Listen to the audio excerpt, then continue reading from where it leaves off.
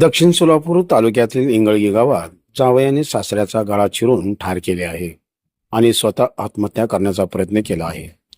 सादिक दफेदार वय 35 राहणार पानमंगरूळ तालुका दक्षिण सोलापूर असे जावयाचे नाव आहे. सिकंदर मुलका शेख वय 55 राहणार इंगळगी तालुका दक्षिण सोलापूर असे मृत सासऱ्याचे नाव आहे.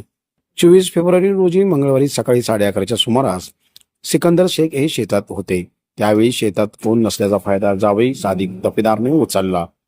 घरगुती कारणावरून जावई अनेक महिन्यापासून सासऱ्यावर चिडून होता. मंगळवारी सकाळी 11:30च्या सुमारास जावयाने सासरा सिकंदरला शेतात गाठले आणि गळा चिरला.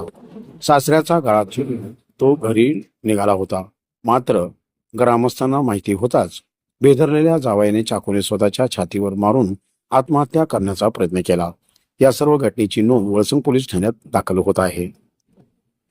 सिकंदर शेख यांना 4 मुली व 2 मुले आहेत. यामधील दुसऱ्या क्रमांकाची आणि तिसऱ्या क्रमांकाची मुलगी एकाच घरात म्हणजेच पानमंगरूळ दक्षिण सोलापूर गावात दिली आहे. संशयित आरोपी सादिक दफेदार हा 3ऱ्या क्रमांकाचा जावई होता. सादिकची पत्नी मुंबई पोलीस दलात कॉन्स्टेबल पदावर कार्यरत आहे.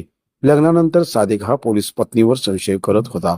काही महिने सादिक दफेदार हा पत्नीसोबत मुंबईत राहत होता. मुंबईत देखील सादिक हा पोलीस पत्नीवर संशय घेत मारहाण करत होता. सादिकचे सासरे सिकंदर शेख यांनी अनेकदा बैठका घेऊन जावई सादिक दफेदारची समजूत घालण्याचा प्रयत्न केला होता.